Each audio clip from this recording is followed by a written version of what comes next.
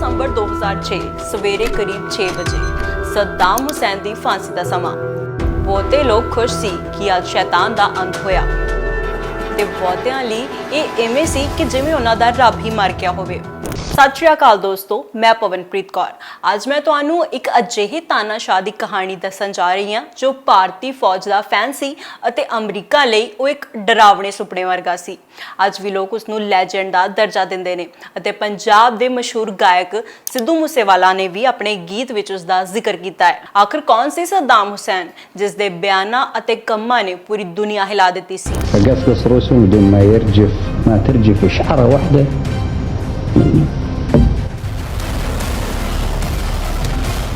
Can't let the world's worst leaders blackmail, threaten, hold freedom-loving nations hostage. Saddam Hussein and his regime will stop at nothing. Now something like 250,000 allied troops in the region. ਇਹ ਸੱਚ ਹੈ ਕਿ America ਨੇ Saddam Hussain ਨੂੰ ਤਾਕਤ ਦਿੱਤੀ ਅਤੇ ਇਹੀ ਤਾਕਤ ਅਮਰੀਕਾ ਨੂੰ ਖਤਰਾ ਵੀ ਲੱਗਣ ਲੱਗੀ। ਇਰਾਕ ਦੇ ਤਾਨਾਸ਼ਾਹ ਸੱਦਾਮ ਹੁਸੈਨ ਤੇ ਲੱਖਾਂ ਲੋਕਾਂ ਨੂੰ ਮਾਰਨ ਦਾ ਦੋਸ਼ ਹੈ, ਪਰ ਫਿਰ ਵੀ ਬਹੁਤ ਸਾਰੇ ਲੋਕ ਉਸ ਨੂੰ ਰੱਬ ਮੰਨਦੇ ਨੇ। ਸੱਦਾਮ ਦੀ ਕਹਾਣੀ ਸ਼ੁਰੂ ਤੋਂ ਸ਼ੁਰੂ ਕਰਦੇ ਹਾਂ, ਜਦੋਂ ਉਹ ਜੰਮਿਆ ਵੀ ਨਹੀਂ ਸੀ। ਸੱਦਾਮ ਅਜੇ ਆਪਣੀ ਮਾਂ ਦੇ ਗਰਭ ਵਿੱਚ ਹੀ ਸੀ, ਉਦੋਂ ਹੀ ਉਸਦੇ ਪਿਤਾ ਦੀ ਮੌਤ ਹੋ ਗਈ ਸੀ। ਆਪਣੇ ਪਤੀ ਨੂੰ ਗਵਾਉਣ ਤੋਂ ਬਾਅਦ ਸੱਦਾਮ ਦੀ ਮਾਂ ਨੇ ਆਪਣੇ ਵੱਡੇ ਪੁੱਤਰ ਨੂੰ ਵੀ ਗਵਾ ਦਿੱਤਾ। ਅਜਿਹੇ ਦਰਦਨਾਕ ਮਾਹੌਲ ਵਿੱਚ ਸੱਦਾਮ ਦਾ ਜਨਮ 28 ਅਪ੍ਰੈਲ 1937 ਨੂੰ ਇਰਾਕ ਦੇ ਇੱਕ ਬੇਹੱਦ ਗਰੀਬ ਇਲਾਕੇ ਟਿਕਰਿਤ ਵਿੱਚ ਹੋਇਆ। ਸੱਦਾਮ ਦਾ ਬਚਪਨ ਇੱਕ ਅਨਾਥ ਬੱਚੇ ਵਰਗਾ ਸੀ। ਜਨਮ ਤੋਂ ਪਹਿਲਾਂ ਪਿਤਾ ਦੀ ਮੌਤ ਅਤੇ ਜਨਮ ਤੋਂ ਬਾਅਦ ਮਾਂ ਦਾ ਦੂਜਾ ਵਿਆਹ। ਬਚਪਨ ਤੋਂ ਹੀ ਸੱਦਾਮ ਕੁਝ ਵੱਖਰਾ ਕਰਨ ਦੀ ਇੱਛਾ ਰੱਖਣ ਲੱਗ ਪਿਆ। ਉਸਨੂੰ ਚਿੰਤਾ ਹੋਣ ਲੱਗੀ ਕਿ ਉਹ ਪੜ੍ਹਾਈ ਕਿਵੇਂ ਕਰੇਗਾ। ਜਦੋਂ ਸੱਦਾਮ ਥੋੜਾ ਵੱਡਾ ਹੋਇਆ ਤਾਂ ਉਹ ਪੜ੍ਹਾਈ ਲਈ ਬਗਦਾਦ ਪਹੁੰਚਦਾ ਹੈ। ਉਦੋਂ ਬਗਦਾਦ ਦੇ ਹਾਲਾਤ ਬਾਲੇ ਚੰਗੇ ਨਹੀਂ ਸੀ। ਆਪਣੇ ਮਾਮੇ ਤੋਂ ਪ੍ਰੇਰਨਾ ਲੈ ਕੇ ਸੱਦਾਮ ਹੁਸੈਨ ਨੇ ਸੁੰਨੀ ਮੁਸਲਮਾਨ ਹੋਣ ਦਾ ਰਾਹ ਚੁਣਿਆ। ਇਸ ਦੇ ਬਾਵਜੂਦ ਕਿ ਇਰਾਕ ਵਿੱਚ ਸ਼ੀਆ ਮੁਸਲਮਾਨਾਂ ਦੀ ਗਿਣਤੀ ਵੱਧ ਹੈ, ਆਪਣੇ ਮਾਮੇ ਨਾਲ ਸੱਦਾਮ ਹੁਸੈਨ ਅਰਬ ਸੋਸ਼ਲਿਸਟ ਬਾਥ ਪਾਰਟੀ ਵਿੱਚ ਸ਼ਾਮਲ ਹੋ ਗਿਆ। ਸ਼ੁਰੂ ਵਿੱਚ ਸੱਦਾਮ ਹੁਸੈਨ ਗੈਂਗਸਟਰ ਵਾਂਗ ਹਮਲੇ ਕਰਦਾ, ਲੁੱਟ-ਖਸੁੱਟ ਕਰਦਾ ਅਤੇ ਕਈ ਵਾਰ ਦਿਆਲੂ ਬਣ ਕੇ ਲੋਕਾਂ ਦੀ ਮਦਦ ਵੀ ਕਰਦਾ। ਸਮਾਂ ਬੀਤਦਾ ਗਿਆ ਅਤੇ ਬਾਥ ਪਾਰਟੀ ਮਜ਼ਬੂਤ ਹੁੰਦੀ ਗਈ। ਬਾਅਦ ਵਿੱਚ ਸੱਦਾਮ ਵੀ ਇਸ ਪਾਰਟੀ ਦਾ ਮੁਖੀ ਬਣਿਆ। ਜਨਰਲ ਅਹਿਮਦ ਹਸਨ ਅਲ ਬਕਰ ਵੀ ਇਸ ਪਾਰਟੀ ਦਾ ਹਿੱਸਾ ਸੀ ਅਤੇ ਉਹ ਸੱਦਾਮ ਦਾ ਦੂਰ ਦਾ ਰਿਸ਼ਤੇਦਾਰ ਸੀ। 1968 ਵਿੱਚ ਇਰਾਕ ਦੀ ਸੱਤਾ ਜਨਰਲ ਅਹਿਮਦ ਹਸਨ ਅਲ ਬਕਰ ਦੇ ਹੱਥਾਂ ਵਿੱਚ ਆ ਗਈ। ਸੱਦਾਮ ਹੁਸੈਨ ਦੂਜੇ ਨੰਬਰ ਤੇ ਹੁੰਦਾ ਹੈ। ਇਹ ਵੀ ਕਿਹਾ ਜਾਂਦਾ ਹੈ ਕਿ ਇੱਕ ਹਿਸਾਬ ਨਾਲ ਸੱਦਾਮ ਹੀ ਸਰਕਾਰ ਚਲਾਉਂਦਾ ਸੀ। 1968 ਤੋਂ 70s ਦੇ ਸਮੇਂ ਦੌਰਾਨ ਸੱਦਾਮ ਨੇ ਕਈ ਅਜਿਹੇ ਕਦਮ ਚੁੱਕੇ ਜਿਨ੍ਹਾਂ ਲਈ ਲੋਕ ਅੱਜ ਵੀ ਉਸ ਨੂੰ ਯਾਦ ਕਰਦੇ ਨੇ। ਇਸ ਸਮੇਂ ਦੌਰਾਨ ਇਰਾਕ ਨੇ ਇੰਨੀ ਤਰੱਕੀ ਕੀਤੀ ਜਿੰਨੀ ਅੱਜ ਤੱਕ ਕਦੇ ਨਹੀਂ ਹੋਈ। ਸੱਦਾਮ ਹੁਸੈਨ ਨੂੰ ਆਪਣੇ ਧਰਮ ਵਿੱਚ ਬਹੁਤ ਵਿਸ਼ਵਾਸ ਸੀ। ਸੱਦਾਮ ਨੇ ਆਪਣੇ ਖੂਨ ਨਾਲ ਕੁਰਾਨ ਦੀਆਂ ਆਇਤਾਂ ਲਿਖਵਾਈਆਂ ਸੀ, ਜਿਸ ਲਈ ਉਸਨੇ 3 ਸਾਲਾਂ ਵਿੱਚ 26 ਲੀਟਰ ਖੂਨ ਦਿੱਤਾ ਸੀ। ਲੇਖਕ ਅਤੇ ਪੱਤਰਕਾਰ ਕੌਨ ਕਫਲਿਨ ਦੀ ਮੰਨੀਏ ਤਾਂ ਸੱਦਾਮ ਵੱਲੋਂ ਬਣਾਈ ਮਸਜਿਦ ਵਿੱਚ ਖੂਨ ਨਾਲ ਲਿਖੀ ਕੁਰਾਨ ਰੱਖੀ ਗਈ ਹੈ। ਕੁਰਾਨ ਦੇ ਸਾਰੇ 605 ਪੰਨਿਆਂ ਨੂੰ ਲੋਕਾਂ ਦੇ ਦੇਖਣ ਲਈ ਸ਼ੀਸ਼ੇ ਦੇ ਕੇਸ ਵਿੱਚ ਰੱਖਿਆ ਗਿਆ ਹੈ। ਉਹ ਵੱਡੀਆਂ ਮਸਜਿਦਾਂ ਬਣਾਉਣ ਦਾ ਸ਼ੌਕੀਨ ਸੀ। ਸੱਦਾਮ ਨੇ ਸਪੈਸ਼ਲੀ ਮਸਜਿਦ ਉਮਾਰੀਕ ਨੂੰ ਬਣਵਾਇਆ ਸੀ। ਇਸ ਦੀਆਂ ਮੀਨਾਰਾਂ ਸਕੱਡ ਮਿਜ਼ਾਈਲਾਂ ਵਾਂਗ ਨੇ। ਇਸ ਮਸਜਿਦ ਦੀ ਬਣਤਰ ਅਤੇ ਮੀਨਾਕਾਰੀ ਨੂੰ ਦੇਖਣ ਲਈ ਲੋਕ ਦੂਰੋਂ ਆਉਂਦੇ ਨੇ। ਹਰ ਕੋਈ ਜਾਣਦਾ ਹੈ ਕਿ ਇਰਾਕ ਆਪਣੇ ਤੇਲ ਲਈ ਬਹੁਤ ਮਸ਼ਹੂਰ ਹੈ। ਉਸ ਸਮੇਂ ਕੋਲਡ ਵਾਰ 2 ਚੱਲ ਰਹੀ ਸੀ। ਸੱਦਾਮ ਨੇ ਸੋਵੀਅਤ ਯੂਨੀਅਨ ਨਾਲ ਸਮਝੌਤਾ ਕੀਤਾ। ਉਸਨੇ ਤੇਲ ਦੀ ਕੀਮਤ ਤੈਅ ਕੀਤੀ। ਇਸ ਦੇ ਲਈ ਵਿਸ਼ੇਸ਼ ਨਿਯਮ ਬਣਾਏ, ਜਦਕਿ ਪਹਿਲਾਂ ਵੈਸਟਰਨ ਕੰਟਰੀਜ਼ ਸਸਤੇ ਰੇਟ ਉੱਤੇ ਤੇਲ ਲੈ ਜਾਂਦੀਆਂ ਸੀ। ਸੱਦਾਮ ਦੇ ਇਸ ਫੈਸਲੇ ਨਾਲ ਇਰਾਕ ਉੱਤੇ ਪੈਸਿਆਂ ਦੀ ਬਰਸਾਤ ਸ਼ੁਰੂ ਹੋ ਗਈ। ਇਹ ਦੇਸ਼ ਕੁਝ ਹੀ ਸਮੇਂ ਵਿੱਚ ਅਮੀਰ ਬਣ ਗਿਆ। ਇਰਾਕ ਦਾ ਵਿਕਾਸ ਇਸ ਪੈਸੇ ਨਾਲ ਸ਼ੁਰੂ ਹੋਇਆ। ਇਸ ਤਰੱਕੀ ਨੇ ਸੱਦਾਮ ਨੂੰ ਅਰਬ ਦੇਸ਼ਾਂ ਤੋਂ ਵੱਖਰਾ ਖੜਾ ਕਰ ਦਿੱਤਾ। 1980 ਵਿੱਚ ਸੱਦਾਮ ਨੂੰ ਇਰਾਕ ਦੇ ਜੀਵਨ ਪੱਧਰ ਵਿੱਚ ਸੁਧਾਰ ਲਈ ਯੂਨੈਸਕੋ ਵੱਲੋਂ ਵੀ ਸਨਮਾਨਿਤ ਕੀਤਾ ਗਿਆ। ਅੱਜ ਵੀ ਇਰਾਕ ਦੇ ਲੋਕ ਸੱਦਾਮ ਦੀਆਂ ਤਾਰੀਫਾਂ ਕਰਦੇ ਨਹੀਂ ਥੱਕਦੇ। ਉਹਨਾਂ ਦਾ ਕਹਿਣਾ ਹੈ ਕਿ ਵੱਡੀਆਂ ਮਸਜਿਦਾਂ, ਯੂਨੀਵਰਸਿਟੀਜ਼, ਸਕੂਲ, ਸੜਕਾਂ, ਡੈਮ, ਲਗਜ਼ਰੀ ਗੱਡੀਆਂ, ਫਲਾਈਓਵਰ ਅਤੇ ਫੈਕਟਰੀਆਂ ਸੱਦਾਮ ਹੁਸੈਨ ਦੀ ਹੀ ਦੇਣ ਨੇ। ਹਾਲਾਂਕਿ ਇਰਾਕ ਵਿੱਚ ਉਸ ਨੂੰ ਪਸੰਦ ਕਰਨ ਅਤੇ ਨਫ਼ਰਤ ਕਰਨ ਵਾਲੇ ਦੋਨੋਂ ਹੀ ਤਰ੍ਹਾਂ ਦੇ ਲੋਕ ਨੇ। ਹੁਣ ਆਉਂਦਾ ਹੈ ਕਹਾਣੀ ਵਿੱਚ ਟਵਿਸਟ। ਸੱਦਾਮ ਨੇ ਆਪਣਾ ਅਗਲਾ ਪੱਤਾ ਸੁੱਟਿਆ। ਸੱਦਾਮ ਨੇ ਹਸਨ ਅਲ ਬਕਰ ਨੂੰ ਕੁਰਸੀ ਤੋਂ ਹਟਾ ਦਿੱਤਾ ਅਤੇ ਖੁਦ ਦੇਸ਼ ਦਾ ਰਾਸ਼ਟਰਪਤੀ ਬਣ ਗਿਆ। ਇਸ ਤੋਂ ਬਾਅਦ ਸਾਰਿਆਂ ਨੂੰ ਸੱਦਾਮ ਅੰਦਰ ਦਾ ਤਾਨਾਸ਼ਾਹ ਨਜ਼ਰ ਆਉਣ ਲੱਗਾ। ਅਮਰੀਕਾ ਨੇ ਸੱਦਾਮ ਦੀ ਪਿੱਠ ਉੱਤੇ ਅਜਿਹਾ ਹੱਥ ਰੱਖਿਆ ਕਿ ਸੱਦਾਮ ਨੇ ਇਰਾਕ ਦਾ ਰਿਵਾਇਤੀ ਪਹਿਰਾਵਾ ਛੱਡ ਕੇ ਮਹਿੰਗੇ ਕੋਟ ਪੈਂਟ ਪਾਉਣੇ ਸ਼ੁਰੂ ਕਰ ਦਿੱਤੇ। ਮਹਿੰਗੀਆਂ ਗੱਡੀਆਂ, ਮਹਿੰਗੀਆਂ ਘੜੀਆਂ ਜੋ ਇੱਕ ਵਾਰ ਪਾਉਣ ਤੋਂ ਬਾਅਦ ਕਦੇ ਰਿਪੀਟ ਨਹੀਂ ਹੁੰਦੀਆਂ। ਹੱਥ ਵਿੱਚ ਸਿਗਾਰ ਅਤੇ ਇਹ ਸਭ ਐਸ਼ੋ-ਆਰਾਮ ਅਮਰੀਕਾ ਹੀ ਸਪਾਂਸਰ ਕਰ ਰਿਹਾ ਸੀ। ਪਰ ਅਮਰੀਕਾ ਇੰਨਾ ਦਿਆਲੂ ਕਿਉਂ? ਕਿਉਂਕਿ ਅਮਰੀਕਾ ਸੱਦਾਮ ਹੁਸੈਨ ਵਿੱਚ ਇਰਾਕ ਦੇ ਤੇਲ ਦੇ ਖਜ਼ਾਨੇ ਦੇਖ ਰਿਹਾ ਸੀ। ਸੱਦਾਮ ਹੁਸੈਨ ਦੀ ਯੋਜਨਾ ਕੀ ਹੋਵੇਗੀ, ਉਹ ਅੱਗੇ ਕੀ ਕਰੇਗਾ, ਇਹ ਸਾਰੇ ਸੰਕੇਤ ਅਮਰੀਕਾ ਤੋਂ ਹੀ ਮਿਲ ਰਹੇ ਸੀ। ਕੀ ਤੁਹਾਨੂੰ ਪਤਾ ਹੈ ਕਿ ਸੱਦਾਮ ਦੇ ਸਾਡੇ ਦੇਸ਼ ਭਾਰਤ ਨਾਲ ਵੀ ਬਹੁਤ ਚੰਗੇ ਰਿਸ਼ਤੇ ਸੀ। ਭਾਰਤ ਨੇ ਇਰਾਕ ਦੀ ਤਰੱਕੀ ਵਿੱਚ ਸੱਦਾਮ ਦੀ ਬਹੁਤ ਮਦਦ ਕੀਤੀ ਸੀ। ਬਗਦਾਦ ਵਿੱਚ ਚੱਲਣ ਵਾਲੀ ਪਹਿਲੀ ਟ੍ਰੇਨ ਭਾਰਤ ਵੱਲੋਂ ਹੀ ਦਿੱਤੀ ਗਈ ਸੀ, ਪਰ ਅੱਜ ਉੱਥੇ ਕੋਈ ਟ੍ਰੇਨ ਨਹੀਂ ਹੈ। 1977 ਵਿੱਚ ਸੱਦਾਮ ਹੁਸੈਨ ਨੇ ਇੱਕ ਭਾਰਤੀ ਸਿੱਖ ਜਨਰਲ ਕੇ.ਐਸ. ਰੰਧਾਵਾ ਨੂੰ ਆਪਣੀ ਫੌਜ ਨੂੰ ਟ੍ਰੇਨਿੰਗ ਦੇਣ ਲਈ ਬੁਲਾਇਆ ਸੀ। ਉਸਨੇ ਪੱਤਰ ਵਿੱਚ ਜਨਰਲ ਕੇ.ਐਸ. ਰੰਧਾਵਾ ਦਾ ਨਾਮ ਵਿਸ਼ੇਸ਼ ਤੌਰ ਉੱਤੇ ਲਿਖਿਆ ਕਿ ਉਹਨਾਂ ਦੀ ਅਗਵਾਈ ਵਿੱਚ ਭਾਰਤੀ ਫੌਜ ਦੀ ਟੀਮ ਤੋਂ ਉਹ ਆਪਣੀ ਫੌਜ ਨੂੰ ਟ੍ਰੇਨਿੰਗ ਦੇਣਾ ਚਾਹੁੰਦਾ ਹੈ ਅਤੇ ਭਾਰਤ ਵੱਲੋਂ ਉਹਨਾਂ ਨੂੰ ਭੇਜਿਆ ਵੀ ਗਿਆ ਸੀ, ਜੋ ਕਿ ਡਿਪਲੋਮੈਟਿਕ ਵਰਲਡ ਵਿੱਚ ਇੱਕ ਬਹੁਤ ਹੀ ਯੂਨੀਕ ਕਦਮ ਸੀ। ਇਸ ਤੋਂ ਇਲਾਵਾ ਸੱਦਾਮ ਹੁਸੈਨ ਨੇ ਕਸ਼ਮੀਰ ਮੁੱਦੇ ਉੱਤੇ ਭਾਰਤ ਦਾ ਸਮਰਥਨ ਕੀਤਾ। ਮੁਸਲਮਾਨ ਹੋਣ ਦੇ ਬਾਵਜੂਦ ਉਸਨੇ ਮੁਸਲਿਮ ਦੇਸ਼ ਪਾਕਿਸਤਾਨ ਨੂੰ ਅੱਤਵਾਦ ਨੂੰ ਖਤਮ ਕਰਨ ਅਤੇ ਕਸ਼ਮੀਰ ਮੁੱਦੇ ਉੱਤੇ ਭਾਰਤ ਦਾ ਕਹਿਣਾ ਮੰਨਣ ਦੀ ਤਾੜਨਾ ਕੀਤੀ ਸੀ। ਤੁਹਾਨੂੰ ਇਹ ਸੁਣ ਕੇ ਹੈਰਾਨੀ ਹੋਵੇਗੀ ਕਿ ਸੱਦਾਮ ਆਪਣੇ ਖਿਲਾਫ ਇੱਕ ਵੀ ਸ਼ਬਦ ਨਹੀਂ ਸੁਣਦਾ ਸੀ। ਜੋ ਵੀ ਸੱਦਾਮ ਦੇ ਖਿਲਾਫ ਇੱਕ ਸ਼ਬਦ ਵੀ ਬੋਲਦਾ, ਉਸ ਦੀ ਮੌਤ ਤਾਂ ਮੰਨੋ ਤੈਅ ਸੀ।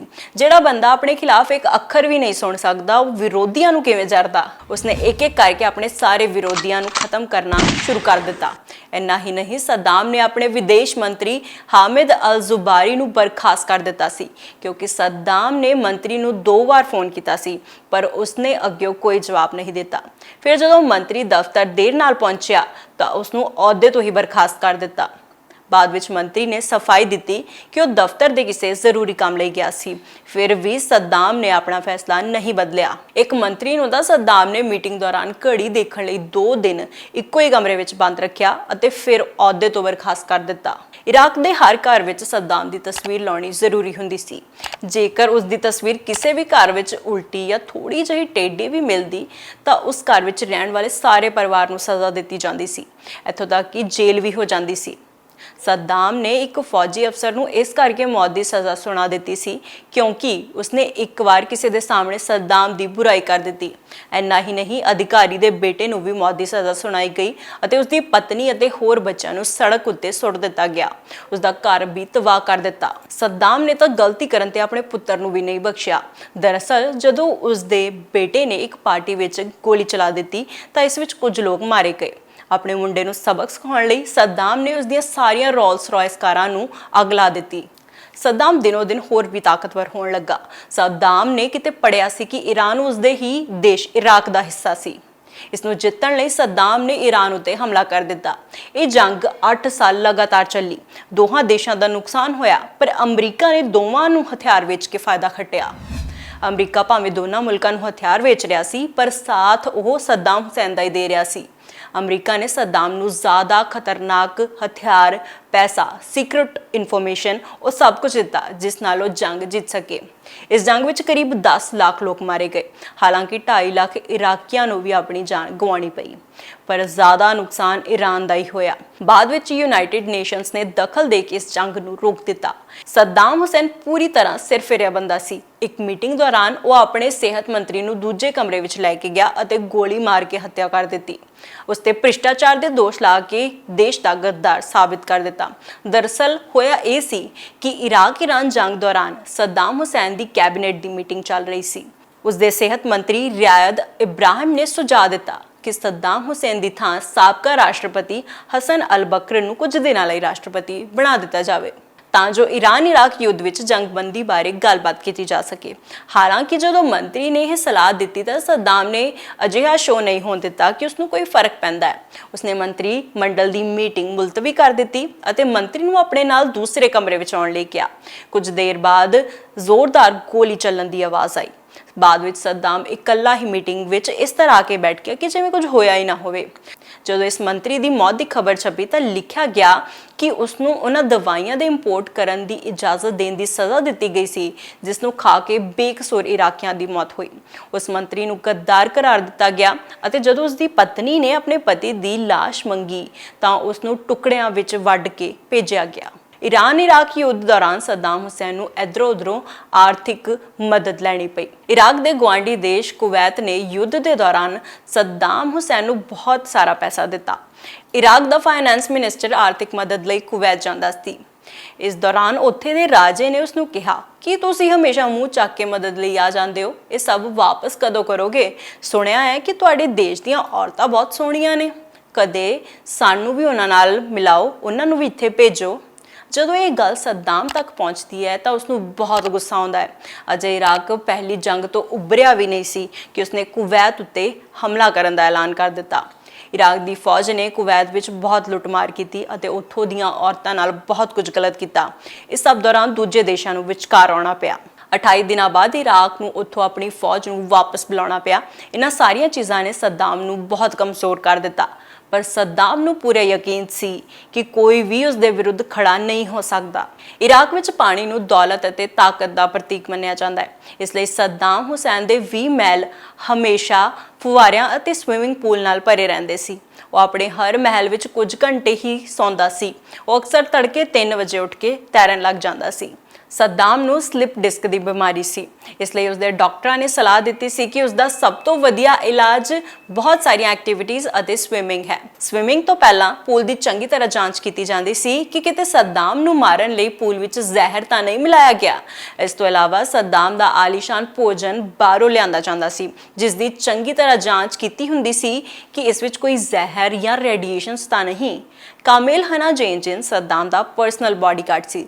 ਦਿਲਚਸਪ ਗੱਲ ਇਹ ਹੈ ਕਿ ਜੇਨਜਿਨ ਸੱਦਾਮ ਦੇ ਰਸੋਈਏ ਦਾ ਮੁੰਡਾ ਸੀ। ਇੱਥੋਂ ਤੱਕ ਕਿ ਸੱਦਾਮ ਦੇ ਖਾਣਾ ਖਾਣ ਤੋਂ ਪਹਿਲਾਂ ਵੀ ਜੇਨਜਿਨ ਉਸ ਖਾਣੇ ਨੂੰ ਖਾ ਕੇ ਦੇਖਦਾ ਸੀ ਕਿ ਕਿਤੇ ਇਸ ਵਿੱਚ ਜ਼ਹਿਰ ਤਾਂ ਨਹੀਂ।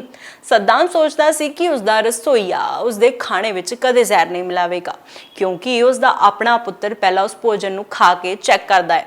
ਇੰਨਾ ਹੀ ਨਹੀਂ, ਸੱਦਾਮ ਆਪਣੀ ਸੁਰੱਖਿਆ ਨੂੰ ਲੈ ਕੇ ਇੰਨਾ ਸਾਵਧਾਨ ਸੀ ਕਿ ਕਿਸੇ ਨੂੰ ਪਤਾ ਹੀ ਨਹੀਂ ਹੁੰਦਾ ਸੀ ਕਿ ਉਹ ਕਦੋਂ ਕਿੱਥੇ ਹੈ। ਉਸ ਕੋਲ ਕਈ ਡੁਪਲੀਕੇਟ ਸੀ ਜੋ ਸੱਦਾਮ ਦੇ ਦੁਸ਼ਮਣਾਂ ਨੂੰ ਗੁੰਮਰਾਹ ਕਰਨ ਲਈ ਹੁੰਦੇ ਸੀ। ਸੱਦਾਮ ਨੇ ਜਦੋਂ ਵੀ ਕਿਤੇ ਜਾਣਾ ਹੁੰਦਾ ਸੀ ਤਾਂ ਪਹਿਲਾਂ ਉਸਦੇ ਡੁਪਲੀਕੇਟ ਦੀਆਂ ਗੱਡੀਆਂ ਵੱਖ-ਵੱਖ ਦਿਸ਼ਾਵਾਂ ਵਿੱਚ ਭੇਜ ਦਿੱਤੀਆਂ ਜਾਂਦੀਆਂ ਸੀ ਤਾਂ ਜੋ ਸੱਦਾਮ ਉੱਤੇ ਕੋਈ ਹਮਲਾ ਨਾ ਕਰ ਸਕੇ। ਇਸ ਚੱਕਰ ਵਿੱਚ ਕਈ ਵਾਰ ਉਸਦੇ ਹਮਸ਼ਕਲ ਮਾਰੇ ਵੀ ਜਾ ਚੁੱਕੇ ਨੇ। ਤਰੱਕੀ ਦੇ ਨਾਲ-ਨਾਲ ਸੱਦਾਮ ਨੇ ਆਪਣੇ ਕਈ ਦੁਸ਼ਮਣ ਪੈਦਾ ਕਰ ਲਏ ਸੀ।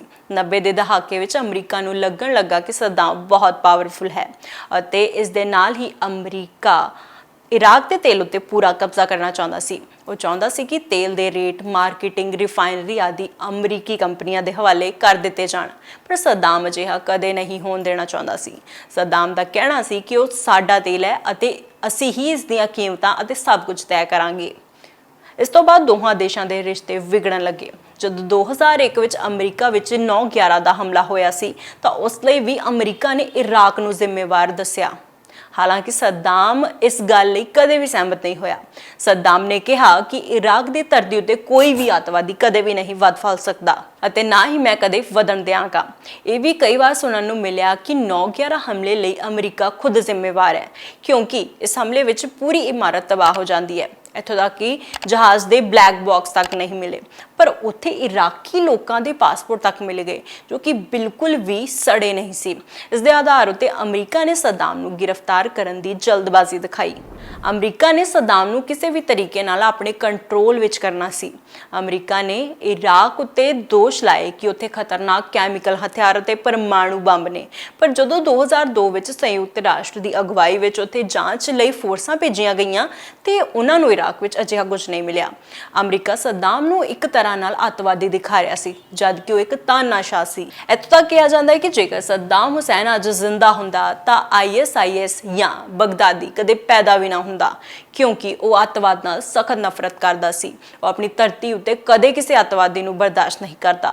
ਅਮਰੀਕਾ ਕਿਸੇ ਵੀ ਕੀਮਤ ਉੱਤੇ ਸੱਦਾਮ ਦੀ ਗਰਦਨ ਨੂੰ ਆਪਣੇ ਗੋਡਿਆਂ ਹੇਠ ਲਿਆਉਣਾ ਚਾਹੁੰਦਾ ਸੀ। ਜਨਵਰੀ 2003 ਵਿੱਚ ਉਸ ਸਮੇਂ ਅਮਰੀਕੀ ਰਾਸ਼ਟਰਪਤੀ ਜਾਰਜ ਬੁਸ਼ ਨੇ ਸੱਦਾਮ ਦੇ ਸਾਹਮਣੇ ਦੋ ਪੇਸ਼ਕਸ਼ਾਂ ਰੱਖੀਆਂ ਕਿ ਜਾਂ ਤਾਂ ਤੁਹਾਡੇ ਕੋਲ ਜਿੰਨੇ ਵੀ ਹਥਿਆਰ ਨੇ ਉਹਨਾਂ ਨੂੰ ਆਪਣੇ ਦੇਸ਼ ਵਿੱਚੋਂ ਪੂਰੀ ਤਰ੍ਹਾਂ ਖਤਮ ਕਰ ਦਿਓ ਜਾਂ ਤੁਸੀਂ ਖੁਦ ਇਰਾਕ ਛੱਡ ਦਿਓ। ਜੇਕਰ ਉਹ ਅਜਿਹਾ ਨਹੀਂ ਕਰਦਾ ਤਾਂ ਅਮਰੀਕਾ ਹਮਲਾ ਕਰ ਦੇਵੇਗਾ। ਪਰ ਸੱਦਾਮ ਕਿੱਥੇ ਕਿਸੇ ਅੱਗੇ ਗੋਡੇ ਟੇਕਣ ਵਾਲਾ ਸੀ ਤੇ ਜਾਰਜ ਬੁਸ਼ ਦੇ ਇਹ ਦੋਨੋਂ ਆਫਰ ਠੁਕਰਾ ਦਿੱਤੇ। 2003 ਵਿੱਚ ਹੀ ਅਮਰੀਕਾ ਨੇ ਬ੍ਰਿਟੇਨ ਨਾਲ ਮਿਲ ਕੇ ਇਰਾਕ ਉੱਤੇ ਹਮਲਾ ਕੀਤਾ ਅਤੇ ਬਗਦਾਦ ਉੱਤੇ ਕਬਜ਼ਾ ਕਰ ਲਿਆ, ਪਰ ਸੱਦਾਮ ਉੱਥੋਂ ਗਾਇਬ ਸੀ। ਹਾਲਾਂਕਿ ਦਸੰਬਰ 2003 ਵਿੱਚ ਸਿਰਫ 9 ਮਹੀਨਿਆਂ ਬਾਅਦ ਹੀ ਸੱਦਾਮ ਉਸਦੇ ਆਪਣੇ ਹੀ ਇੱਕ ਘਰ ਦੇ ਬੰਕਰ ਵਿੱਚ ਮਿਲਦਾ ਹੈ। ਉਸ ਨੂੰ ਗ੍ਰਿਫਤਾਰ ਕਰ ਲਿਆ ਜਾਂਦਾ ਹੈ ਅਤੇ ਕਈ ਮੁਕੱਦਮੇ ਚਲਾਏ ਗਏ, ਜਿਸ ਵਿੱਚ ਬੇਗੁਨਾਹਾਂ ਨੂੰ ਮਾਰਨ ਵਰਗੇ ਕਈ ਮਾਮਲੇ ਸੀ। ਸੱਦਾਮ ਉੱਤੇ 2 ਲੱਖ ਤੋਂ ਵੀ ਵੱਧ ਇਰਾਕੀਆਂ ਨੂੰ ਮਾਰਨ ਦਾ ਦੋਸ਼ ਸੀ। ਜਦੋਂ ਸੱਦਾਮ ਲੋਕਾਂ ਨੂੰ ਮਰਵਾਉਂਦਾ ਸੀ ਉਸ ਸਮੇਂ ਅਮਰੀਕਾ ਨੇ ਸੱਦਾਮ ਦਾ ਪੂਰਾ ਸਾਥ ਦਿੱਤਾ।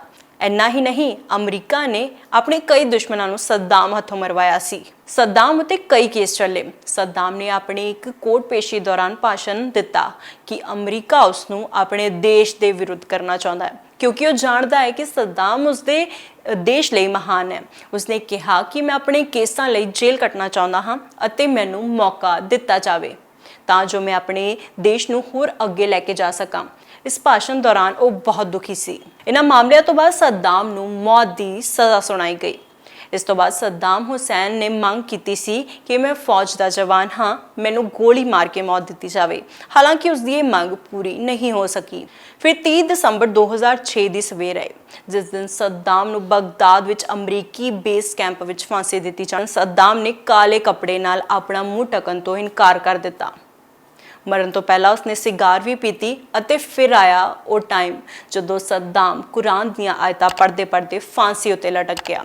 ਬਾਅਦ ਵਿੱਚ ਉਸ ਦੀਆਂ ਕਈ ਵੀਡੀਓਜ਼ ਵੀ ਸਾਹਮਣੇ ਆਈਆਂ, ਜਿਨ੍ਹਾਂ ਨੂੰ ਦੇਖ ਕੇ ਖੁਦ ਜਾਰਜ ਬੁਸ਼ ਦਾ ਮੰਨਣਾ ਸੀ ਕਿ ਸੱਦਾਮ ਨੂੰ ਇਸ ਤਰ੍ਹਾਂ ਫਾਂਸੀ ਨਹੀਂ ਦਿੱਤੀ ਜਾਣੀ ਚਾਹੀਦੀ ਸੀ। ਉਸ ਨੂੰ ਸਹੀ ਢੰਗ ਨਾਲ ਵੀ ਫਾਂਸੀ ਦਿੱਤੀ ਜਾ ਸਕਦੀ ਸੀ। ਜਦੋਂ ਸੱਦਾਮ ਹੁਸੈਨ ਨੂੰ ਫਾਂਸੀ ਤੋਂ ਪਹਿਲਾਂ ਜੇਲ੍ਹ ਵਿੱਚ ਰੱਖਿਆ ਗਿਆ ਸੀ ਤਾਂ ਉਸਦੀ ਸੁਰੱਖਿਆ ਲਈ ਉੱਥੇ ਤਾਇਨਾਤ 12 ਅਮਰੀਕੀ ਸੈਨਿਕਾਂ ਨੂੰ ਸੁਪਰ 12 ਕਿਹਾ ਜਾਂਦਾ ਸੀ। ਵਿਲ ਬਾਰਡਨ ਵਰਪਰ ਸੱਦਾਮ ਹੁਸੈਨ ਦੀ ਸੁਰੱਖਿਆ ਲਈ ਰੱਖੇ ਗਏ ਅਮਰੀਕੀ ਸੈਨਿਕਾਂ ਦੀ ਸੁਪਰ 12 ਟੀਮ ਦਾ ਹੀ ਹਿੱਸਾ ਸੀ। ਵਾਰਡਨ ਵਰਪਰ ਦੱਸਦਾ ਹੈ ਕਿ ਜਦੋਂ ਉਹਨਾਂ ਨੇ ਸੱਦਾਮ ਨੂੰ ਉਹਨਾਂ ਲੋਕਾਂ ਦੇ ਹਵਾਲੇ ਕੀਤਾ ਜੋ ਉਸ ਨੂੰ ਫਾਂਸੀ ਦੇਣ ਵਾਲੇ ਸੀ ਤਾਂ ਸੱਦਾਮ ਦੀ ਸੁਰੱਖਿਆ ਕਰ ਰਹੇ ਸਾਰੇ ਸਿਪਾਹੀਆਂ ਦੀਆਂ ਅੱਖਾਂ ਵਿੱਚ ਹੰਝੂ ਸੀ। ਇੰਨਾ ਹੀ ਨਹੀਂ, ਇਹ ਵੀ ਕਿਹਾ ਜਾਂਦਾ ਹੈ ਕਿ ਇਸ ਸਭ ਤੋਂ ਬਾਅਦ ਇਹ ਸੈਨਿਕ ਪੋਸਟ ਟਰਾਮੈਟਿਕ ਸਟ੍ਰੈਸ ਵਿੱਚ ਚਲੇ ਗਏ ਸੀ। ਕਿਸੇ ਨੂੰ ਲੱਗਦਾ ਸੀ ਕਿ ਉਹ ਸੱਦਾਮ ਦਾ ਕਾਤਲ ਹੈ ਤੇ ਕੋਈ ਰਾਤ ਨੂੰ ਸੌਂਦੇ ਸਮੇਂ ਅਚਾਨਕ ਉੱਠ ਕੇ ਬੈਠ ਜਾਂਦਾ ਕਿ ਸ਼ਾਇਦ ਉਸ ਨੂੰ ਸੱਦਾਮ ਦਿਖ ਜਾਵੇ। ਜਿਸ ਦਿਨ ਸੱਦਾਮ ਨੂੰ ਫਾਂਸੀ ਦਿੱਤੀ ਗਈ ਉਸ ਦਿਨ ਈਦ ਸੀ। ਇਸਲਾਮਿਕ ਦੇਸ਼ਾਂ ਨੇ ਮੰਗ ਕੀਤੀ ਕਿ ਸੱਦਾਮ ਨੂੰ ਉਹਨਾਂ ਦੇ ਤਿਉਹਾਰ ਵਾਲੇ ਦਿਨ ਫਾਂਸੀ ਨਾ ਦਿੱਤੀ ਜਾਵੇ।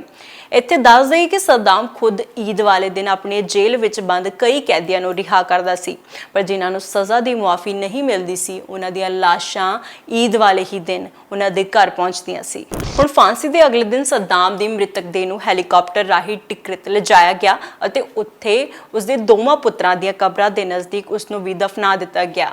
ਇਹ ਸੀ ਇਰਾਕ ਦੇ ਤਾਨਾਸ਼ਾਹ ਸੱਦਾਮ ਹੁਸੈਨ ਦੀ ਕਹਾਣੀ। ਉਹ ਕਈਆਂ ਲਈ ਜਲਾਦ ਸੀ ਅਤੇ ਕਈਆਂ ਲਈ ਮਸੀਹਾ। ਤੁਹਾਨੂੰ ਕੀ ਲੱਗਦਾ ਹੈ ਕਿ ਸੱਦਾਮ ਨੇ ਜੋ ਕੀਤਾ ਉਸ ਨੂੰ ਉਸਦੀ ਸਹੀ ਸਜ਼ਾ ਮਿਲੀ ਜਾਂ ਉਸ ਨਾਲ ਗਲਤ ਹੋਇਆ? ਕਮੈਂਟ ਕਰਕੇ ਜ਼ਰੂਰ ਦੱਸਿਓ। ਇਸ ਤਰ੍ਹਾਂ ਦੀਆਂ ਹੋਰ ਦਿਲਚਸਪ ਵੀਡੀਓਜ਼ ਲਈ ਚੈਨਲ ਨੂੰ ਸਬਸਕ੍ਰਾਈਬ ਕਰਨਾ ਨਾ ਭੁੱਲਿਓ।